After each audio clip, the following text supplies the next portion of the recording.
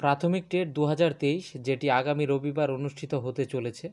তো এই টেটের জন্য দুটো গুরুত্বপূর্ণ তথ্য আমরা একটু দেখে নেব। এখান থেকে কোনো প্রশ্ন চলেও আসতে পারে। তো খুব সংক্ষেপে আমরা দেখে নিচ্ছি, দেখে নাও।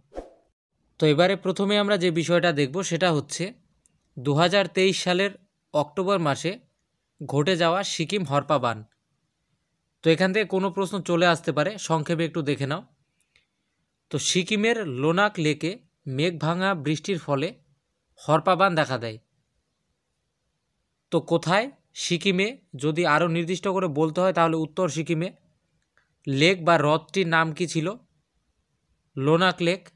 কিসের জন্য হয়েছিল? মেঘ ভাঙা বৃষ্টির কারণে এই হরপা বান দেখা দেয়। তো এই লোনাক লেক এটি ফেটে গিয়েছিল এবং যার ফলে তিস্তা নদী ভয়াল রূপ ধারণ করে।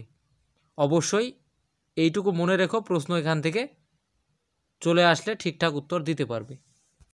এবারে আমরা দেখে নেব 2022 সালের অক্টোবর মাসে ঘটে যাওয়া মালবাজার হরপা বান। তো এই ঘটনাটি ঘটেছিল জলপাইগুড়ি জেলার মালবাজারে মাল নদীতে। অবশ্যই কোন জায়গা মনে রাখবে, জলপাইগুড়ি জেলার মালবাজারে নদীর নাম কি ছিল? মাল নদী। তো এখানে হরপা বান দেখা দেয়। তো এখানে কি হয়? এই দুর্গাপুজোর দশমীতে প্রতিমা বিসর্জনের সময় এই ঘটনাটি ঘটে। তো এই তথ্যটা একটু খেয়াল রেখো, যদি প্রশ্ন আসে অবশ্যই সঠিক উত্তর করতে পারবে।